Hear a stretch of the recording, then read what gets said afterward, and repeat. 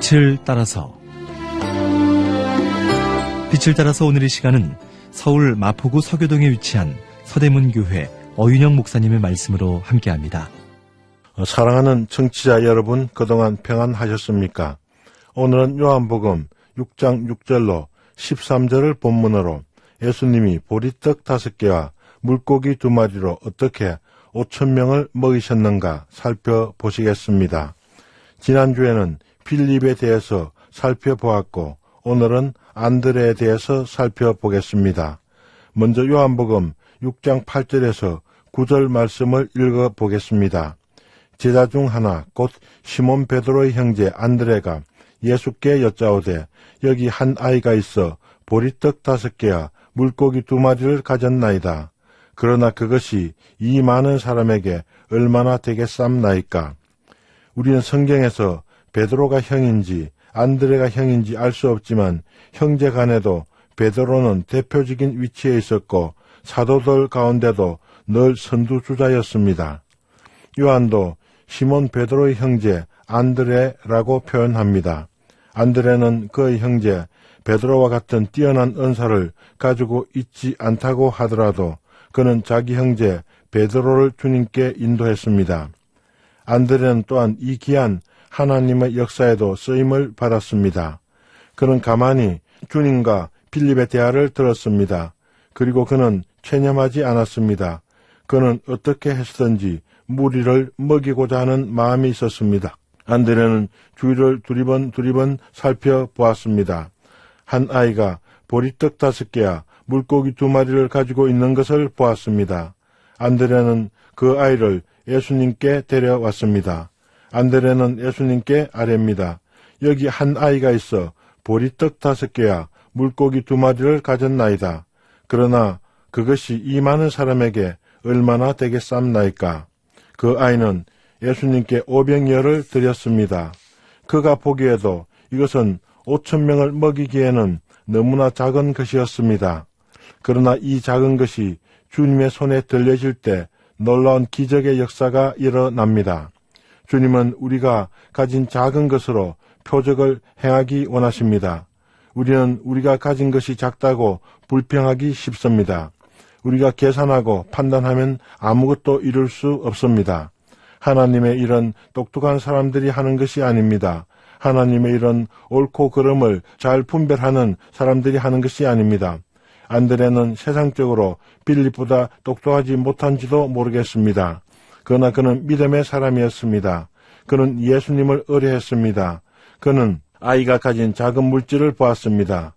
그 아이의 손에 있는 작고 보잘것없는 것을 예수님께 드리자고 제안했습니다. 안드레는 그것을 예수님께 드려서 예수님이 일하시기를 원했습니다. 믿음은 헌신입니다. 믿음은 바라는 것들의 실상입니다. 안드레는 믿음의 사람이었습니다. 예수님은 이런 순전한 사람을 제자로 부르시고 이 하나님의 역사에 동참시키십니다. 세상의 왕이나 기업의 총수들은 유능한 사람들을 뽑습니다.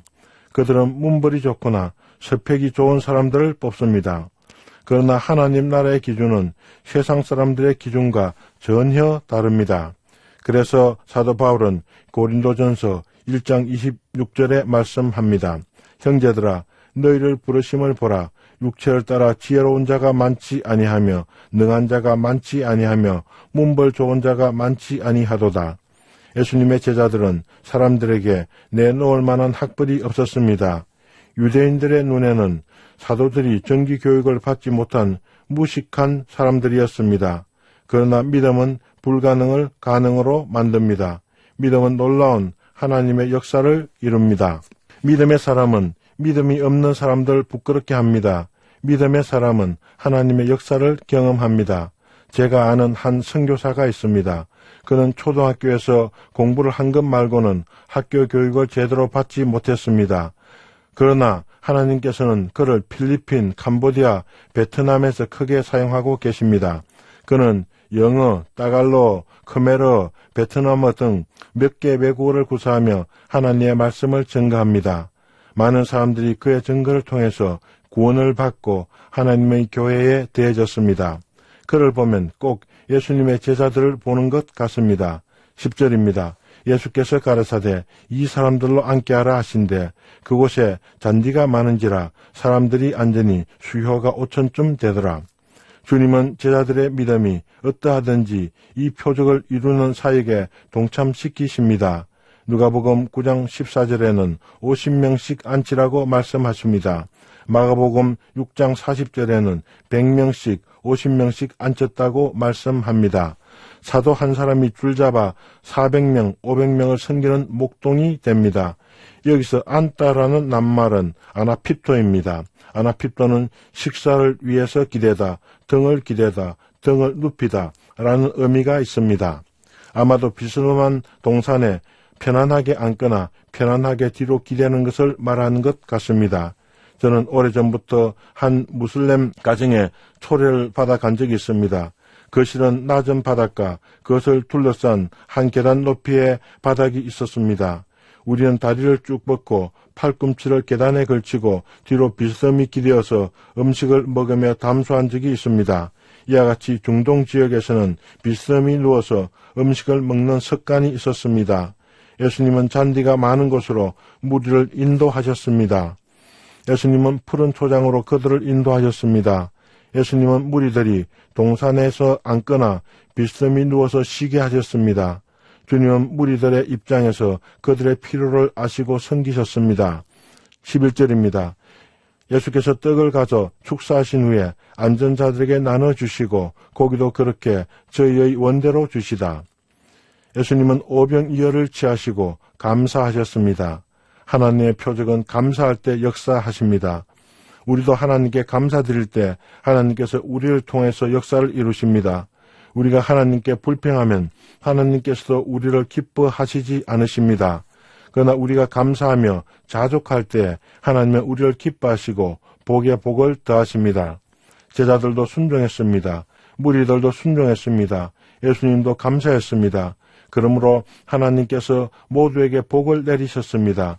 그들의 소원대로 먹을 것을 주셨습니다. 그들은 풍족히 먹었습니다. 12절입니다. 그들이 배부른 후에 예수께서 제자들에게 이르시되 남은 조각을 거두고 버리는 것이 없게 하라 하시므로 굶주린 무리에게 풍부한 양식을 주신 것은 하나님의 크신 자비입니다. 그러므로 남은 조각들을 버리는 것은 하나님을 슬프게 하는 것입니다. 13절입니다. 이에 그들이 보리떡 5개로 먹고 남은 조각이 12바구니에 찼더라. 이때 바구니는 군인들이나 여행을 하는 사람들이 물건을 넣어서 운반하는 큼직한 바구니라고 합니다.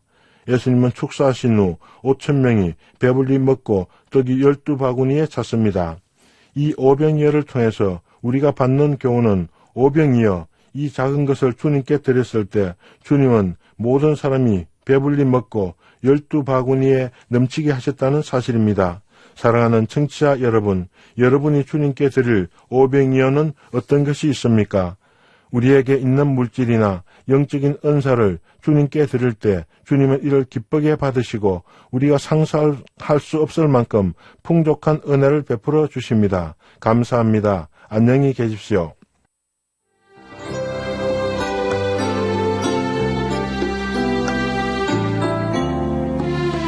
지금까지 서울 마포구 서교동에 위치한 서대문교회 어윤영 목사님의 말씀으로 함께했습니다.